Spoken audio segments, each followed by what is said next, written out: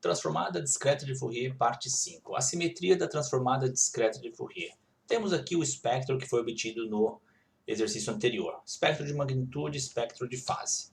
Pelo espectro de Fourier, observa-se uma redundância para as componentes de m maior que n sobre 2. Ou seja, a amplitude da mésima componente terá o mesmo valor que a amplitude da componente n menos m. A amplitude, portanto, da componente 6 é a mesma amplitude da componente 2. A amplitude da componente 7 é a mesma amplitude da componente 1. Isso daqui nós vemos, portanto, uma redundância. Já calculamos essa amplitude quando a gente fez x de m igual a 2. Não precisaria calcular para m igual a 6. Isso é inerente à transformada discreta de Fourier. O ângulo da mésima componente é o negativo do ângulo da componente n menos m.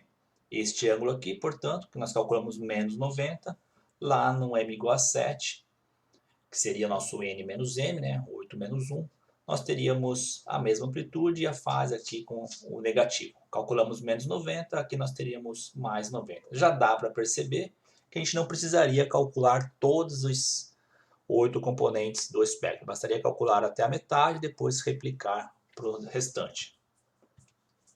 Aqui está sendo mostrado o que acabamos de ler. Para a componente x de m, que tem uma certa magnitude com este ângulo, vai ser igual à magnitude lá em n menos m, com o ângulo com sinal trocado.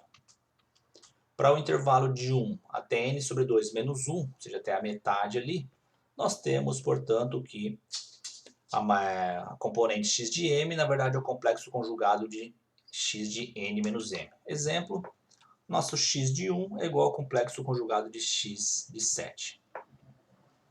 Novamente, olhando o espectro aqui, a gente verifica, de fato, esta equação. Aqui, olhando m igual a 1 e m igual a 7, nós temos mesma magnitude, fases trocadas. De fato, um é o complexo conjugado do outro. Novamente, aqui está o espectro obtido. A magnitude de x de m tem simetria par. Essa é a primeira observação que a gente verifica aqui, também é inerente à transformada discreta de Fourier. Desconsidere o x de 0, que é a componente média no DC.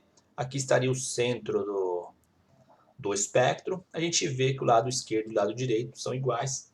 Portanto, isso é uma simetria par. Se a gente pegasse esse trecho aqui e replicasse para cá, ficaria coincidente. De maneira similar, pegando esse trecho, passando para lá, considerando um eixo bem aqui no meio, a gente teria essa simetria par. Já a fase tem simetria ímpar. Nós, novamente, desconsidera o zero, que é o componente médio do sinal, traçando um eixo aqui bem no meio, fazendo a réplica, multiplicando por menos 1, isso seria a nossa simetria ímpar. Desculpa. Então, a fase x de m tem simetria ímpar. Assim, a transformada discreta de Fourier possui a chamada simetria conjugada. A magnitude tem simetria par e a fase tem simetria ímpar. Isso significa que, se fizermos a transformada discreta de Fourier de n pontos, precisamos obter apenas os primeiros n sobre 2 mais 1 termos de x de m, onde o x de m é até o intervalo de 0 até n sobre 2. Calcularíamos até 4, e o restante aqui a gente consegue obter pela simetria. Não precisaria calcular todas as 8 componentes que nós fizemos lá no exercício exterior. Bastaria calcular até a 4 e depois aplicar aqui a simetria conjugada. Para a magnitude, a simetria par, e para a fase, simetria ímpar. Os valores entre x de n sobre 2 mais 1 até x de n menos 1 não fornecem informação adicional sobre o espectro da sequência x de n. No exemplo anterior, magnitude de x de 1 era igual a 4, de x de 2 era igual a 2, sendo que as amplitudes do sinal de entrada 0,1 e 0,5, respectivamente. Isso é natural também da transformada discreta de Fourier. Para um seno com amplitude A0, a transformada discreta vai fornecer uma componente com amplitude mr, que é dada por esta equação aqui.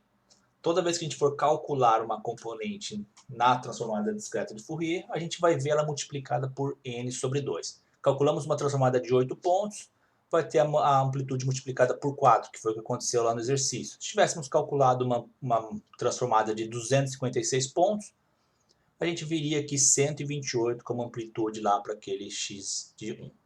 Isso é natural da transformada, isso é inerente à transformada, a gente não tem muito o que fazer com isso.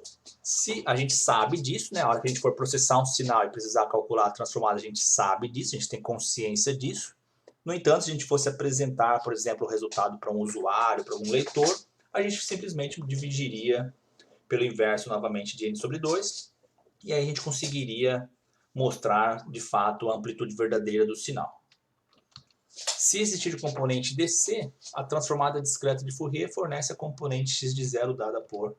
A exceção aqui é o x de zero, que neste caso, digamos que o x de zero ali deu um valor, por exemplo, 3, ele simplesmente vai aparecer multiplicado por n. Para o x de zero é uma multiplicação direta, e para as demais componentes, as senoidais, aparece a amplitude multiplicada por n sobre 2. Novamente, são características inerentes à transformada, tanto essa questão da amplitude quanto a da fase. A gente sabe disso, na hora que a gente for processar o sinal, a gente manipula isso de acordo com o nosso interesse. E se o interesse for apresentar para um usuário, para um leitor, a gente pode simplesmente dividir o espectro pelo valor que a gente quiser para mostrar de fato a amplitude verdadeira e a fase verdadeira dos senos. Aqui termina este vídeo.